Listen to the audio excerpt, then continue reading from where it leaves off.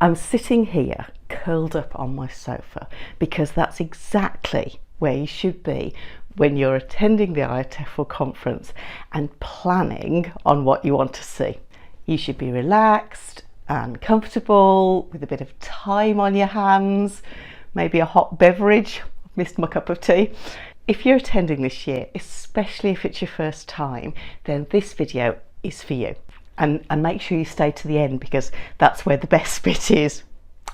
Even if you're not going this year, you might want to keep watching because it'll give you a good idea of the sort of things that are available if you can go in the future.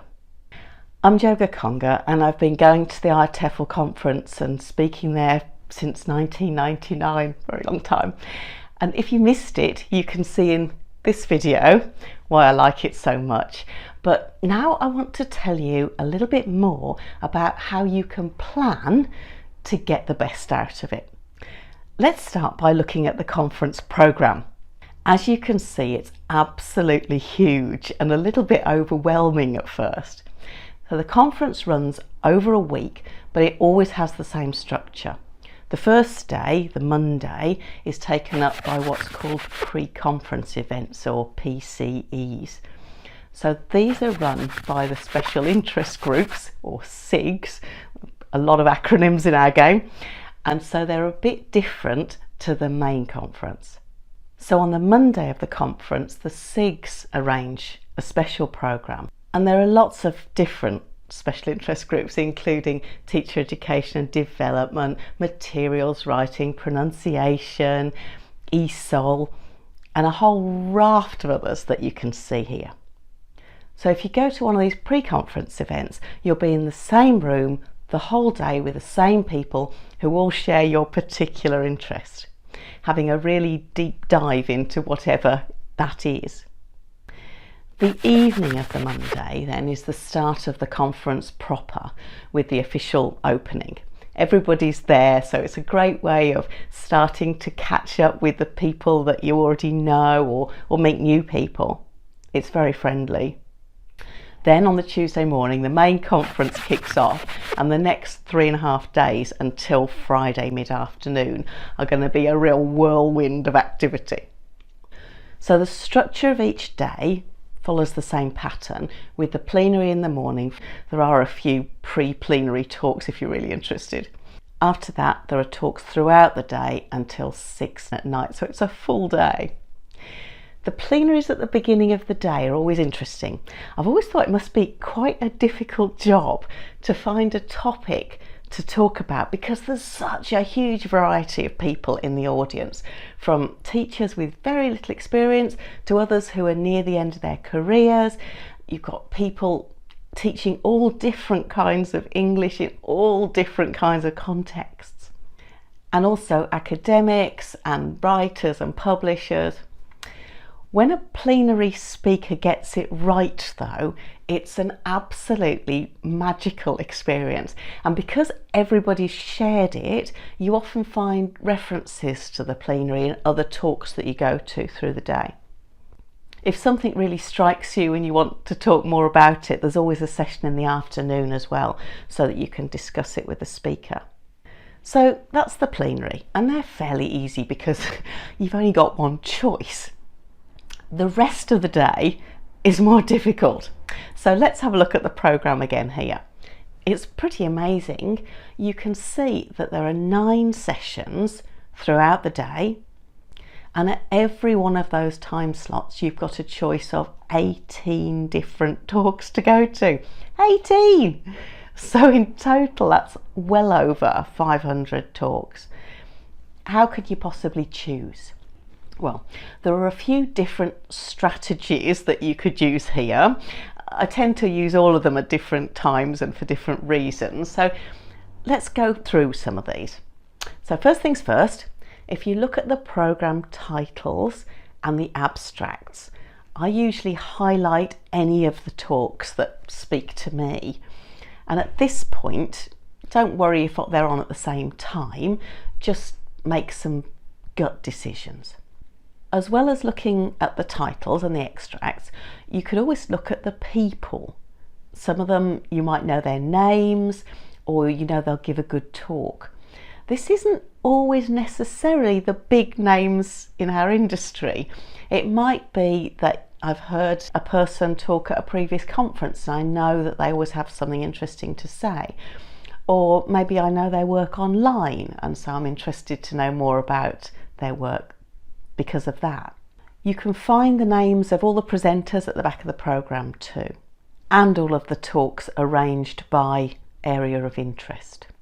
Look at this little key on the side of the talk. This will show you whether it's a talk or a workshop or a forum.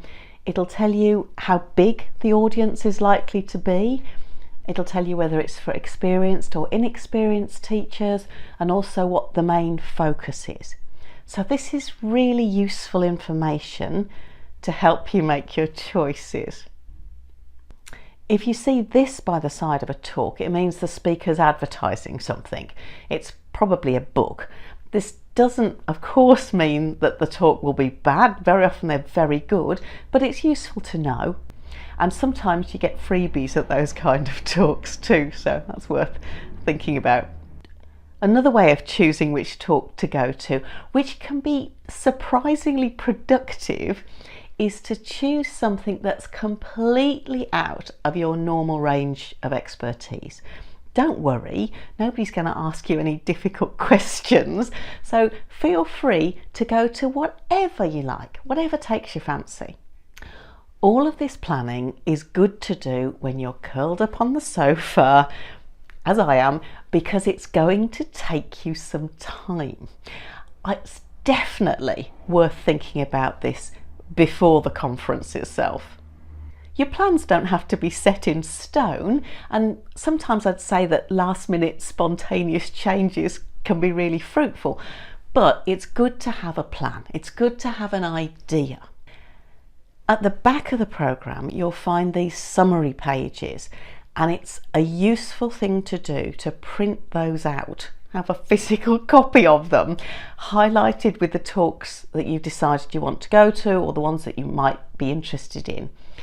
There's not much time between talks, and it'll make it much faster for you to find your way around the conference centre and get to the talk that you wanted to get to. A pro tip, if you're going with somebody else, is to choose different talks to go to, and then you can meet up afterwards and exchange notes. The only problem with this is if they went to something that was amazing and you feel like you missed out. A final pro tip is that if you go to a talk and you start listening and you realise it's not really for you, it's okay to quietly leave. Nobody's going to be terribly personally upset, and it'll give you the opportunity to sneak into the back of a different talk which you might find really productive. On the other hand, if you really like the talk and you want to go and say so to the speaker afterwards, then feel really free to go and say hi or tell them what you thought. Speakers generally really like a bit of feedback, especially of course if it's positive. Sometimes the room has to be changed very quickly if it's not at a break time, so you might have to go outside with them, but it's perfectly okay. Don't be shy. If you've had enough of sitting in talks, another way you might want to spend your time is to go and look around the exhibition, or you can do this in the breaks, of course. There are lots of organisations there with products for sale or books, it's nice to have a look through and a browse and see what's going on in the industry. There's a career zone there too. Finally, I hope you stayed till the end because this bit is important. All work and no play makes Jack a dull boy, they say, and there's plenty of play in the evenings here at the conference. So there's lots of things that are organised. There are parties organised by the publishers sometimes. There's storytelling, there's an international quiz, there's a Pecha Kucha, singing, all sorts for everybody.